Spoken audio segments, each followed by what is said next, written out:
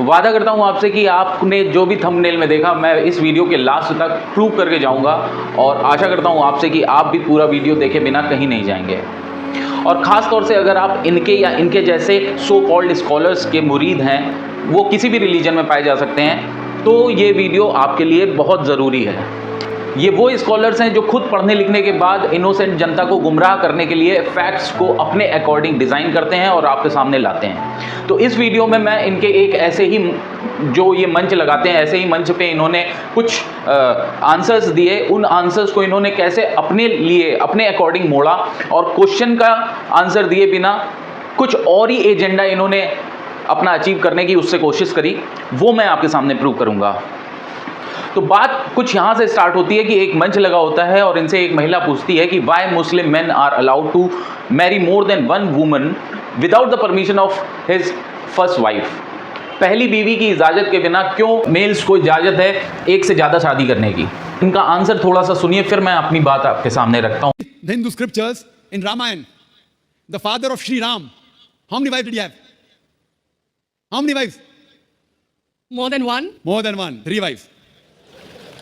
Fine. Shri Krishna, according to Mahabharata, how many wives he had? Unlimited. Not unlimited. You don't know your scripture well. No. Did he have 4 wives? No. I have no idea. Not 4, not 100, not 1000, 16,108 wives. How many wives he had? 16,108. So why can't we Muslims have 4?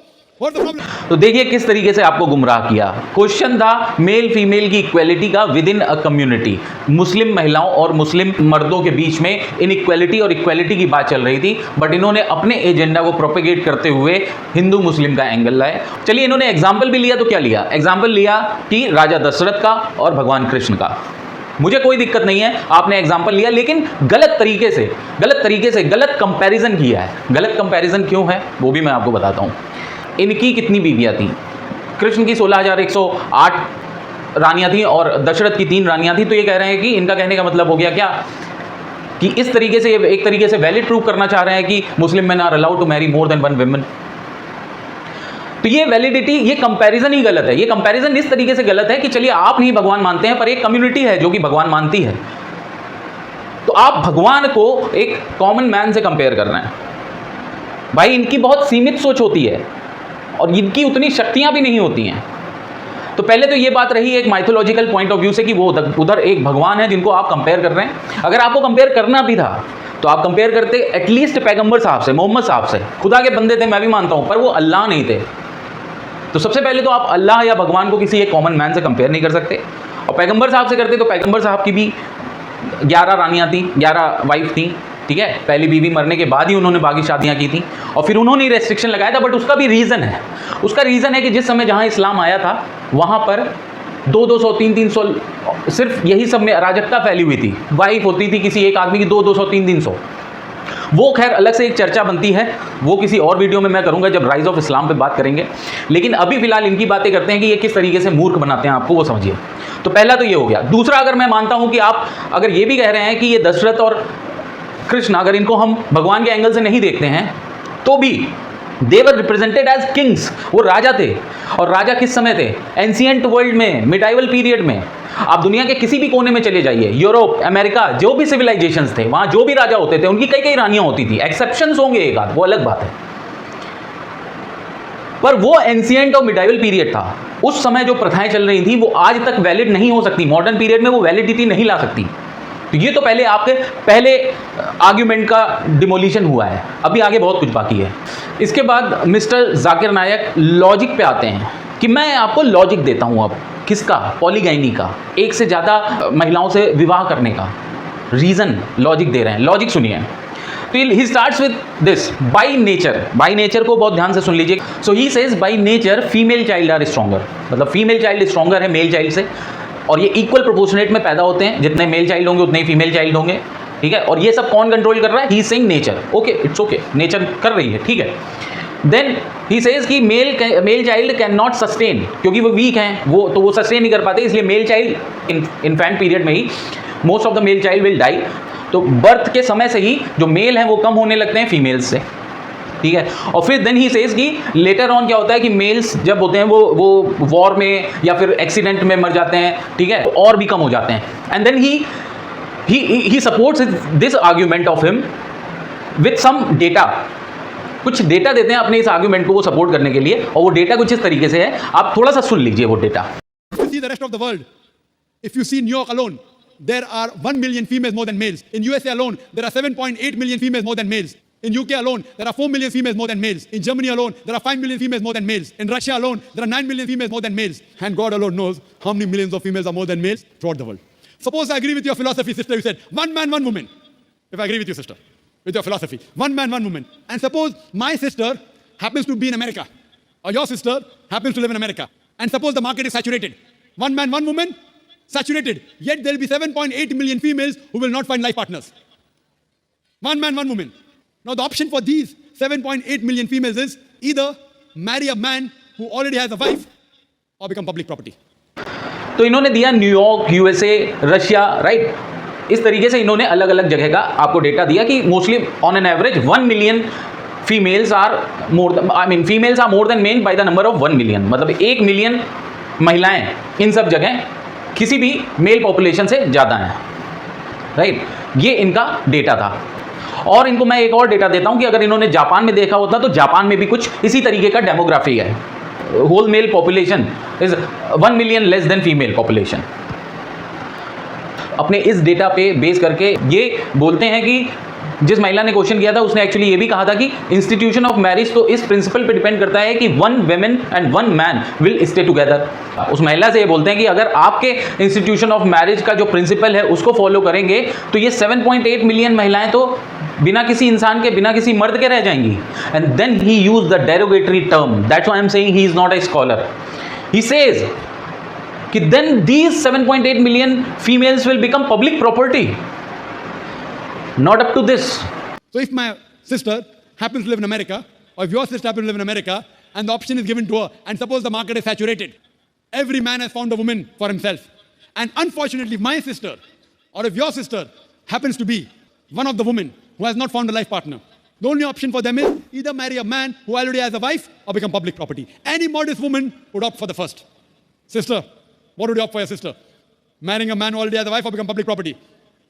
My sister's too young to be married, so. When she grows up and if she happens to go to America, or if you happen to be in America, Third choice. what would you prefer for her? You're the elder sister. Would you prefer her becoming public property or marry a man who already has a wife and get equal rights? In Islam, if you have a second wife, you give equal rights. In America, the public property has got no rights. She's degraded. She's dishonored. In Islam, she has the equal right. She gets honor. What would you prefer for younger sister when she grows up? Sometimes it's difficult to speak the truth, sister, correct? Especially in front of such a large audience. Anyway, I've got your answer, sister. Thank you. And your silence speaks for that. So that's the reason in Islam, sister. मतलब कि अगर ये आपकी sister मान लीजिए America में है और वो 1 मिलियन एक्स्ट्रा पॉपुलेशन में आ जाती है, बाकी सबने एक करके शादी कर ली, जो बची एक्स्ट्रा 1 मिलियन उसमें आपकी बहन है, तो आप क्या चाहेंगी कि वो पब्लिक प्रॉपर्टी बन जाए? He is asking this way. So this is how he is actually gagging her mouth.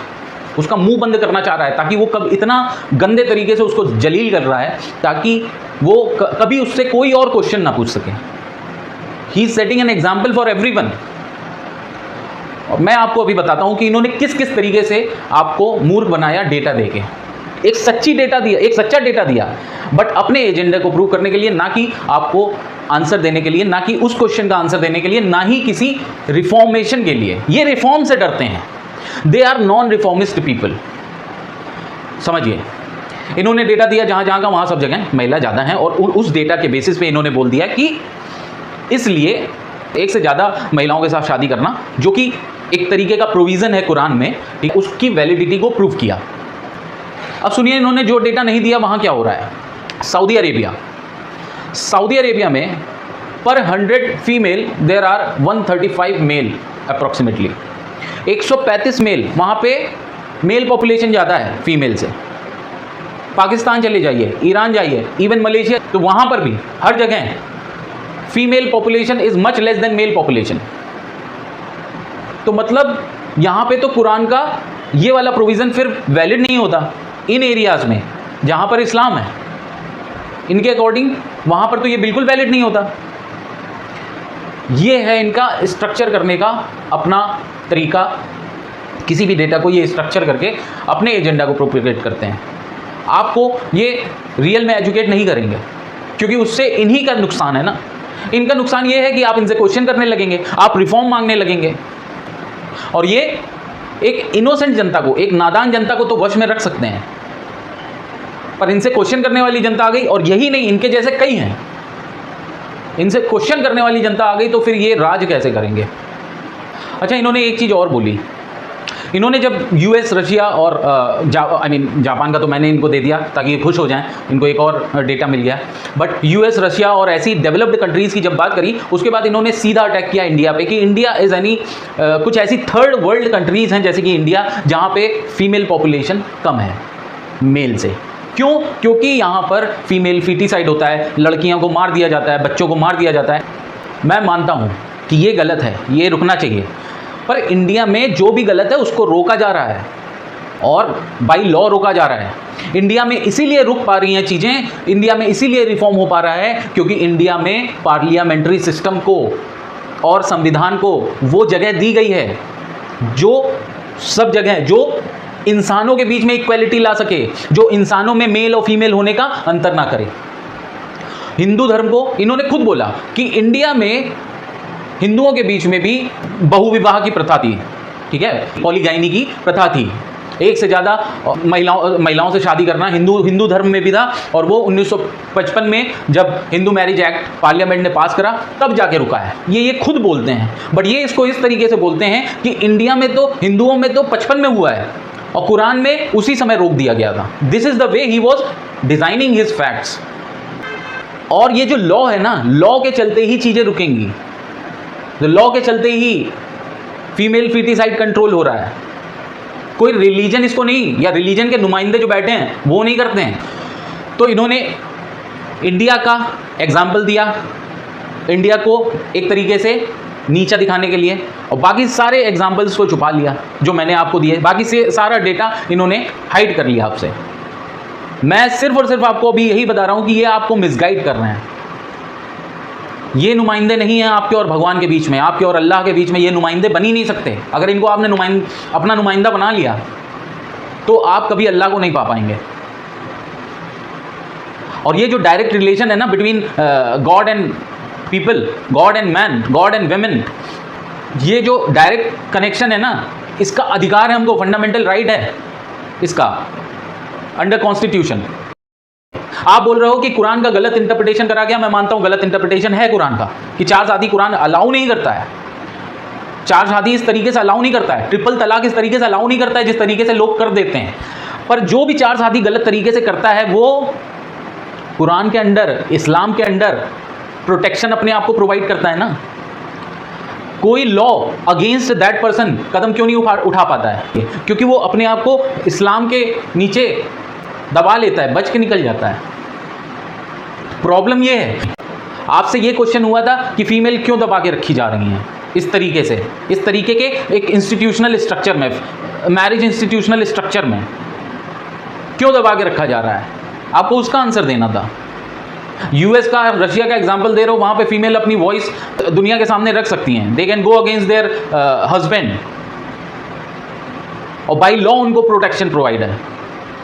और आपको बहुत बड़ी चिंता है कि वो जो 7.8 मिलियन फीमेल्स बची हैं उनका क्या होगा, तो अब मैं आपको आंसर देता हूँ। आप ही ने बोला ना कि by nature female are stronger, by nature सब कुछ कंट्रोल होता है, तो बाई नेचर ही हम लोग ना अपने एम्बिशंस को पालते हैं। ये हमारा नेचर ही होता है, ये हर इंसान का नेचर है। अगर इंसान का नेचर एम्बिशियस ना होता इंसान, तो कभी बंदर से इंसान वो बन ही नहीं पाता। तो बाई नेचर हमारे अंदर है कि हम इवन नेचर को भी ओवर पावर करें। बाई नेचर ही इंसान के एम्बिशन होते हैं कि वो एक्सपैंड करता है, और उसी एक्सपेंशन की वजह से टेरिटरीज के वॉर होते हैं, अपने किसी भी एम्बिशन के लिए वॉर होते हैं। तो वो वॉर भी ना बाई नेचर ही एक तरीके से कंट्रोल हो रहा है। और बाई नेचर ही ना अलेक्जेंडर भी होमो था, तो बाई नेचर ही 7.8 मिलियन जो है ना, वो नेचर ही डिसाइड कर लेगा उनका सेक्सुअल ओरिएंटेशन। और वो जब होमो होंगे ना, तो आप जैसे लोग आ जाएंगे कि ये पाप है और ये वो है, ये है। क्योंकि बाई नेचर आपको सिर्फ उतना ही समझ में आता है जितने में आपका एजेंडा, आपका प्रोपेगेंडा कंप्लीट हो, आपके प्रोपेगेंडा को वो धुआं, वो आग मिले, वो चिंगारी मिले। तो बाई नेचर आप ना किसी के हुक्मरान नहीं बन के बैठिए। जब नेचर, मदर नेचर सब कुछ कर रही है तो फिर मदर नेचर कर लेगी। आपके 7.8 मिलियन क्या होगा क्या नहीं होगा ये सोच रहे हो। तो आशा करता हूँ आपसे कि आप लोग भी इस पर थोड़ा अपना मंथन करेंगे, इस तरीके के स्कॉलर्स को। और ये स्कॉलर एक अकेले ये नहीं है, कई जगह मिलते हैं, धर्म के नाम पर आपको कुछ भी समझाते हैं। तो मैं बोलता हूँ आपसे रिक्वेस्ट करता हूँ, चॉइस आपकी है कि आप भी ऐसे मुद्दों पर थोड़ा सा मंथन करिएगा, थोड़ा सोचिएगा, क्योंकि आपके मंथन के बिना साझा मंथन अधूरा है।